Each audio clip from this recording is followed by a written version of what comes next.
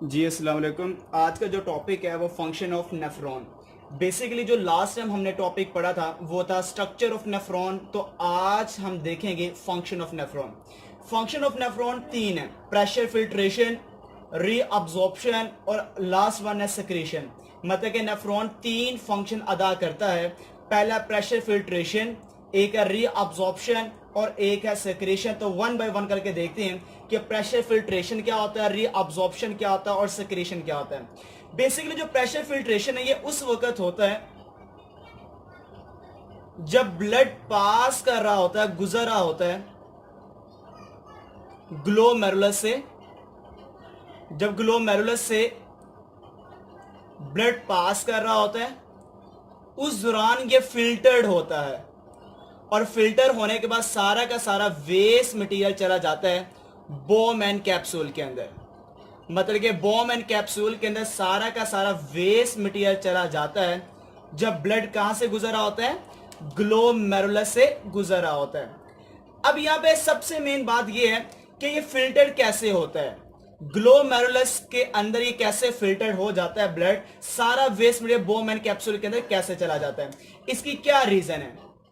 इसकी बेटा दो रीजन है कि यहां से फिल्टर होने की। सबसे पहली रीजन को देखा जाए तो सबसे पहली बात, पोरस वॉल होती है, छोटे छोटे सुराख होते हैं ग्लोमेरुलस के पास। तो जो ग्लोमेरुलस है, ग्लोमेरुलस इसके पास देखा जाए तो आपको छोटे छोटे पोर्स नजर आते हैं। और दूसरी रीजन है high blood pressure. High blood pressure, यहां के ब्लड का प्रेशर बहुत ज्यादा होता है और ग्लोमेरुलस के अंदर छोटे छोटे सुराख होते हैं, जिस वजह से वेस्ट मटेरियल निकल कर कहां पे आ जाता है, बॉम एंड कैप्सूल के पास आ जाता है। अगर इसको डायग्रामेटिकली अगर समझा जाए, फॉर एग्जाम्पल ये आपके पास बॉम एंड कैप्सूल है, ये बॉम एंड कैप्सूल जो कि आपको पता है कप शेप था, लास्ट टाइम लेक्चर में बताया। ये पहली बलदार नाली या प्रोक्सिमल कॉन्वोल्यूटेड ट्यूब्यूल है। और फॉर एग्जांपल ये है जिसको नाम देते हैं ग्लोमेरुलस। ये है ग्लोमेरुलस। अब जो ग्लोमेरुलस है, यहां से ब्लड आ रहा है ग्लोमेरुलस के अंदर, और ब्लड के अंदर काफी ज्यादा वेस्ट मटेरियल भी मौजूद है। तो ब्लड के अंदर नाइट्रोजीनस वेस्ट भी है और यूजफुल मटेरियल भी मौजूद है। मतलब कि यूजफुल मटेरियल और वेस्ट मटेरियल दोनों को दोनों इसके अंदर मौजूद है।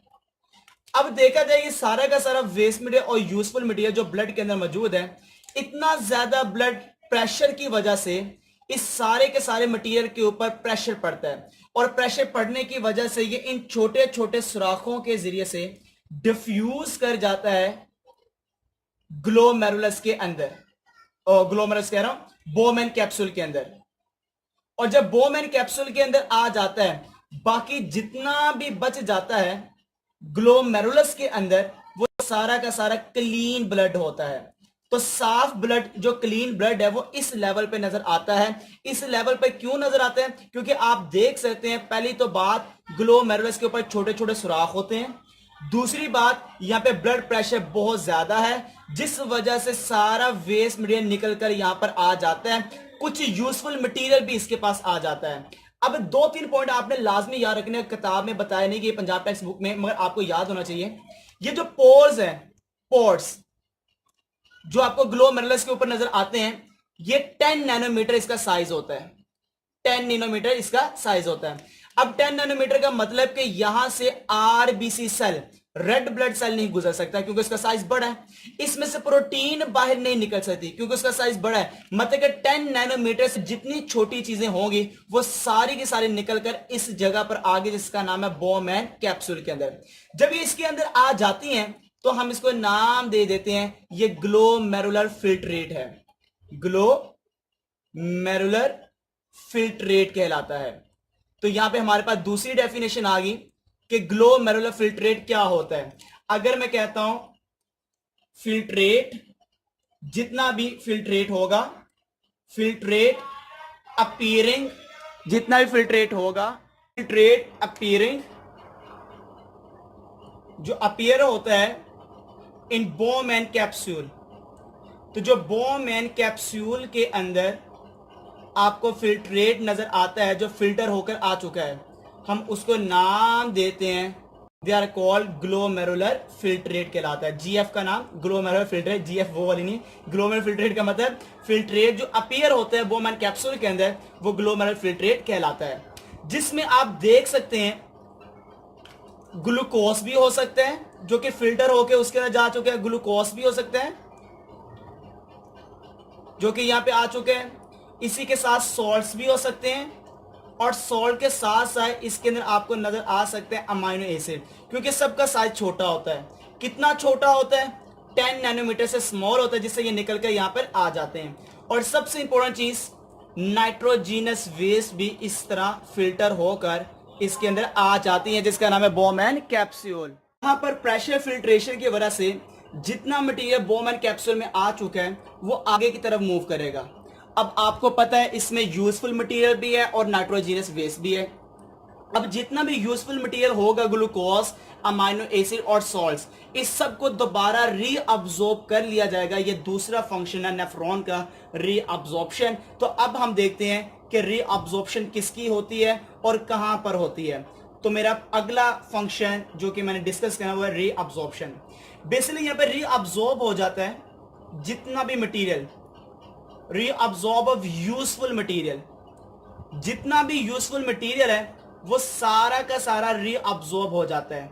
मगर याद रखना जिस जगह पर होता है उसका नाम है पीसीटी, प्रॉक्सिमल कॉन्वोल्यूटेड ट्यूब्यूल के अंदर से पहली बलदर नाली से सारा का सारा रीअब्सॉर्ब कर लिया जाता है, दोबारा वापस ले लिया जाता है। और वो किन चीजों के लिए वापस खींचा जाता है, जैसे मैं पहले बता चुका हूं, यूजफुल मटेरियल कौन कौन सा है, ग्लूकोज को वापस ले लिया जाता है, काफी ज्यादा सॉल्ट्स को वापस रीअब्सॉर्ब कर लिया जाता है, और अमाइनो एसिड को भी रीअब्सॉर्ब कर लिया जाता है, क्योंकि ये सारे के सारे यूजफुल मटेरियल है। और जो बाकी बच जाता है वो मोस्टली नाइट्रोजीनस वेस्ट होता है। तो जो मोस्टली नाइट्रोजीनस वेस्ट है वो रिमेन रहता है ट्यूब्यूल के अंदर। तो ट्यूब्यूल के अंदर जो बाकी रह जाता है वो कौन सा है? नाइट्रोजीनस वेस्ट है। तो ये था इसका दूसरा रोल कि दोबारा रीअब्सॉर्ब कर लेना और नाइट्रोजीनस वेस्ट को रिमेन ट्यूब्यूल के अंदर रखना। अगला जो इसका रोल है वो है सिक्रीशन। सिक्रीशन बेसिकली बहुत इंपॉर्टेंट पॉइंट जो आपको मैं इसमें डिस्कस करने वाला हूं। पहला तो प्रेशर फिल्ट्रेशन था, और दूसरा जो सबसे इंपॉर्टेंट पॉइंट उसका नाम है सिक्रीशन। सिक्रीशन क्या होता है? सिक्रीशन के अंदर आपने 3-4 चीजों को याद रखना है और इसमें कॉन्सेप्ट को क्लियर करना है, जो कि अक्सर बच्चे इसमें कंफ्यूज हो जाते हैं। सिक्रीशन क्या है? सिक्रीशन के अंदर पहला पॉइंट याद रखना, यहां पे सिक्रीट्स करवाता है, सिक्रीट्स ऑफ, एक ही आयन बताऊंगा, और भी आयन होते हैं, हमारे किताब में एक आयन बताया गया, तो हम भी एक आयन के बारे में डिस्कस करेंगे। सिक्रीट्स ऑफ हाइड्रोजन आयन, सबसे इंपॉर्टेंट पॉइंट ये याद रखना है, सिक्रीट्स ऑफ हाइड्रोजन आयंस। अब कहां से सिक्रीट होगा? From tubular epithelial cell, tubular epithelial cell. अब यह भी याद रखना है कि ट्यूब्यूलर एपिथेलियल सेल, बच्चा यहां पे कंफ्यूज होता है कि ट्यूब्यूलर क्या चीज है। बेटा ट्यूब्यूलर आपको पता है, आपने पढ़ा था पीसीटी, प्रॉक्सिमल कॉन्वोल्यूटेड ट्यूब्यूल पहली बलदार नाली, लूप ऑफ हेनले दूसरी बलदार नाली, और आखिरी थी जिसका नाम था डीसीटी, डिस्टल कॉन्वोल्यूटेड ट्यूब्यूल। ये तीनों जो पार्ट है ये ट्यूब्यूलर है। इनके जो सेल्स होते हैं वो एपिथेलियल सेल्स हैं। तो इनके एपिथेलियल सेल से खारिज होता है हाइड्रोजन आयन, किसके अंदर? Into lumen.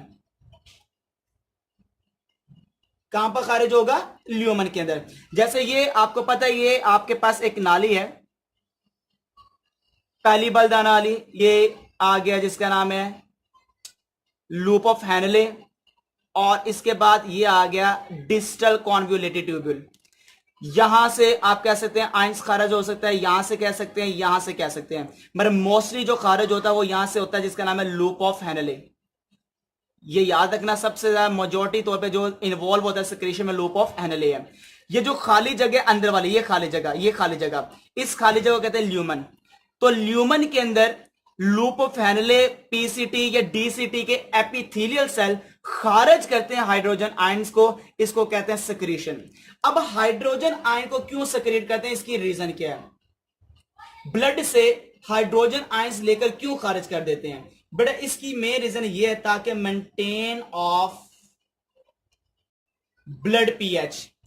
तो ब्लड पीएच को मेंटेन करने के लिए हाइड्रोजन आयन को खारिज किया जाता है। जैसे आपको पता है हाइड्रोजन आयन का ज्यादा होने से एसिडिटी हो जाती है, हाइड्रोजन आयन के कम होने से बेसिसिटी हो जाती है, और जो ब्लड की पीएच है 7.35 से 7.45 पीएच तक मेंटेन करने के लिए ये फंक्शन जो अदा करता है उसका नाम है नेफ्रॉन, जो कि तीसरा इसका रोल है सिक्रीशन का।